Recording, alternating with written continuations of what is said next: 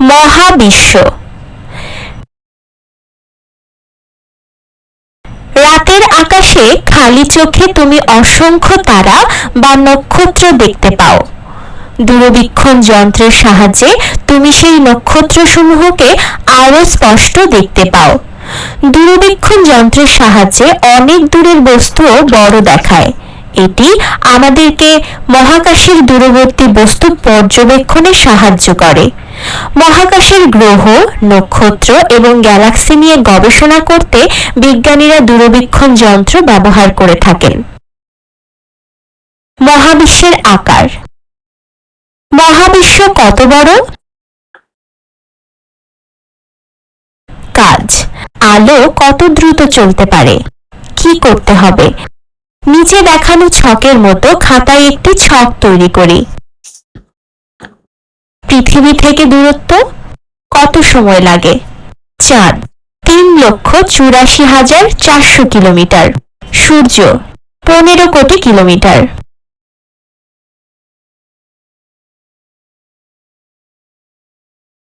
আলো 1 সেকেন্ডে 3 লক্ষ কিলোমিটার বেগে চলে। চাঁদ এবং সূর্য থেকে পৃথিবীতে আলো আসতে কত সময় লাগে তা হিসাব করি। উত্তরগুলো ছকে লিখি।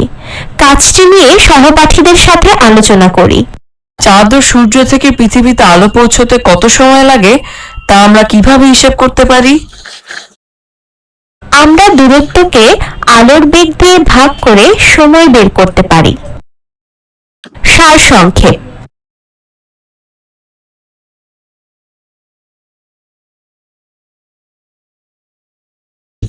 পৃথিবী থেকে চাঁদের দূরত্ব 3,84,400 কিলোমিটার। আলো প্রতি সেকেন্ডে প্রায় 3 লক্ষ কিলোমিটার বেগে চলে। আর তাই চাঁদ থেকে পৃথিবীতে আলো পৌঁছাতে 1.3 সেকেন্ড সময় লাগে। পৃথিবী থেকে সূর্যের দূরত্ব প্রায় 15 কোটি কিলোমিটার। সূর্য থেকে পৃথিবীতে আলো এসে পৌঁছাতে প্রায় 8 মিনিট সময় লাগে। তার মানে হলো আমরা সব সময়ই সূর্য থেকে 8 মিনিট পূর্বে উৎসরিত আলো দেখতে পাই।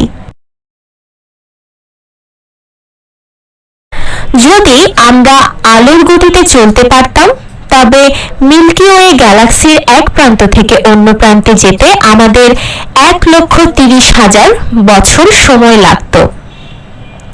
মহাকাশের গ্যালাক্সি সমূহের মধ্যে মিল্কি ওয়ে একটি গ্যালাক্সি। স্যার অ্যাডিংটনের মতে প্রতি গ্যালাক্সিতে গড়ে 10,000 কোটি নক্ষত্র রয়েছে।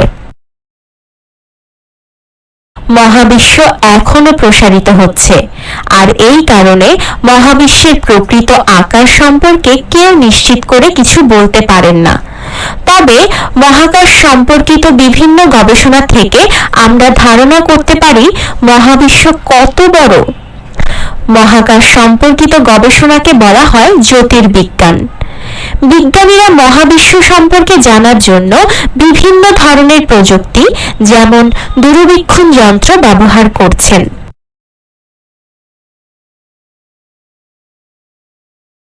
গ্যালিলিও গ্যালিলি উন্নত দূরবীক্ষণ যন্ত্র ব্যবহার করে প্রমাণ করেছেন যে সৌরজগতের গ্রহগুলো সূর্যকে কেন্দ্র করে ঘুরছে। মহাকাশ পর্যবেক্ষণের জন্য বর্তমানে বিজ্ঞানীরা মহাকাশ গবেষণা কেন্দ্র স্থাপন করেছেন এবং মহাকাশ দূরবীক্ষণ যন্ত্র ব্যবহার করছেন। পৃথিবীর গতি। পৃথিবী কিভাবে ঘুরে?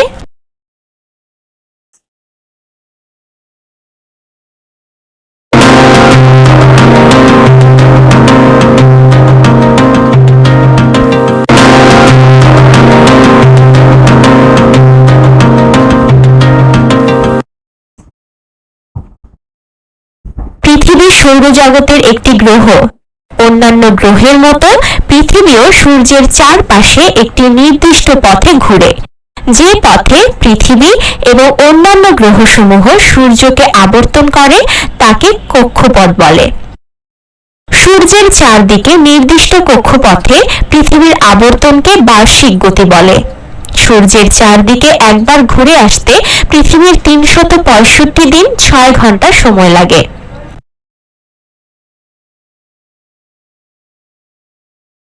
পৃথিবীর চারদিকে ঘূর্ণনের সাথে সাথে পৃথিবী লাটিমের মতো নিজ অক্ষের উপরে ঘুরছে।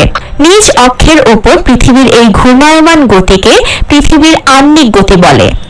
নিজ অক্ষে একবার ঘুরে আসতে পৃথিবীর 23 ঘন্টা 56 মিনিট সময় লাগে, যা একটি দিনের সমান।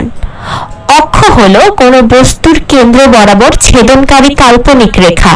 পৃথিবীর অক্ষরেখাটি একে উত্তর দক্ষিণ মেরু বরাবর ছেদ করেছে। পৃথিবীর অক্ষরেখাটি কিছুটা হেলে রয়েছে। দিন এবং রাত কিভাবে হয়? কাজ। দিন এবং রাত হওয়ার কারণ। কি করতে হবে?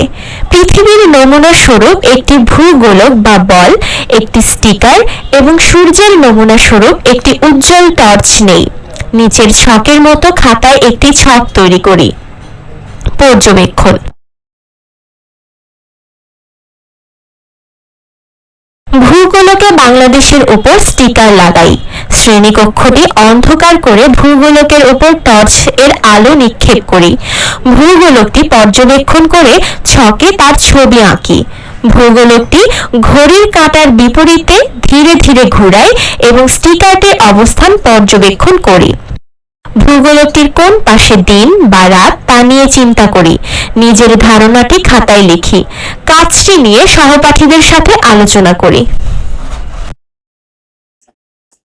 সারসংক্ষেপ।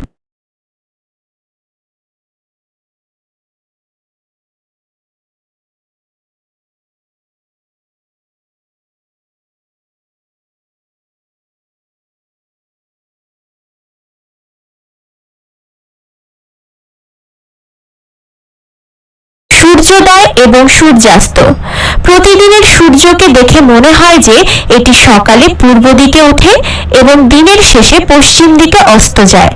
পশ্চিম থেকে পূর্ব দিকে নিজ অক্ষের উপর পৃথিবীর ঘূর্ণনের কারণেই এমনটি হয়। পৃথিবীর এই ঘূর্ণনের কারণে সূর্য পূর্ব দিক থেকে পশ্চিম দিকে তার অবস্থান পরিবর্তন করছে বলে মনে হয়। বছরে আমরা 6টি ঋতু দেখতে পাই, যেমন গ্রীষ্ম, বর্ষা, শরৎ, হেমন্ত, শীত এবং বসন্ত। ঋতু পরিবর্তন কেন হয়? কাজ। দিন এবং রাতের দৈর্ঘ্য। কি করতে হবে? পৃথিবীর নমুনা স্বরূপ একটি ভূগোলক, দাগ মুছে ফেলা যায় এমন মার্কার, পরিমাপক ফিতা এবং সূর্যের নমুনা স্বরূপ একটি উজ্জ্বল টর্চ নেই। নিচের ছকটির মতো খাতায় একটি ছক তৈরি করি। টর্চের অভিমুখে উত্তর মেরু, টর্চের বিপরীতে উত্তর মেরু। দিনের দৈর্ঘ্য সেন্টিমিটার, রাতের দৈর্ঘ্য সেন্টিমিটার।